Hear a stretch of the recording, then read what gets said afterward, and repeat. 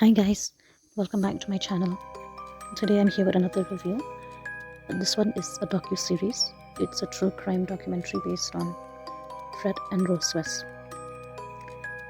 If you're into true crime, this one's a chilling, well-produced dive into one of the UK's most infamous serial killer couples.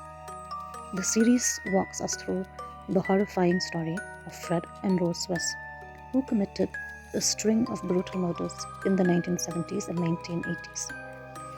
Fred and Rose West weren't just serial killers, they were sadistic sexual predators who committed some of the most depraved crimes in modern British history. The violence was ritualistic, sexually charged, and driven by power and domination, often involving rape, torture, bondage, and mutilation. Now, Fred West, he is a violent, controlling builder with a long criminal record before the murders began, and he had already killed before meeting Rose. Whereas Rose West, on the other hand, far from a passive partner, she was more cruel and aggressive, often leading the abuse. She even prostituted herself while Fred watched and joined in on sexual assaults. They lived in a house on Cromwell Street, which is now known as the House of Horrors. From the outside, 85 Cromwell Street looked like a normal home. Inside, it was a house of systemic rape, beatings, and murder. The basement was soundproofed and used as a rape dungeon. Victims were bound with homemade restraints, sexually tortured, sometimes over days, and then murdered and dismembered. Fred would often bury the bodies under floorboards, in garden pits, or under the patio.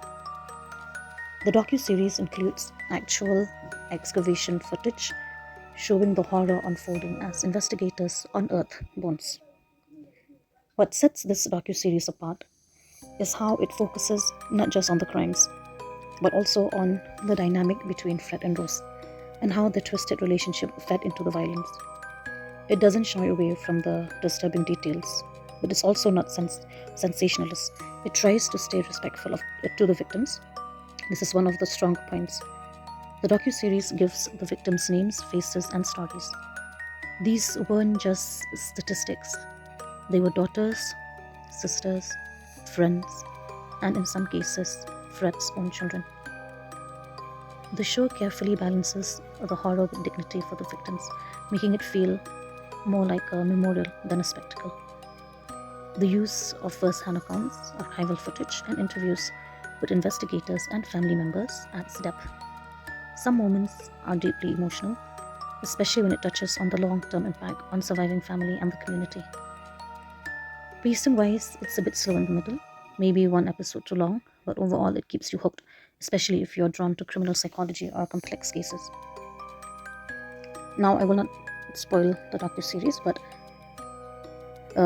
Fred and Rose West killed over 12 girls in the late 1970s and 1980s, which also includes their daughter Heather. Now, it's not exactly a light watch, but if you're looking for a gritty, detailed, and serious true crime series, Fred and Rose is worth your time. So if you have not watched it, it's there on Netflix. If you're into true crime documentaries, then this one's for you.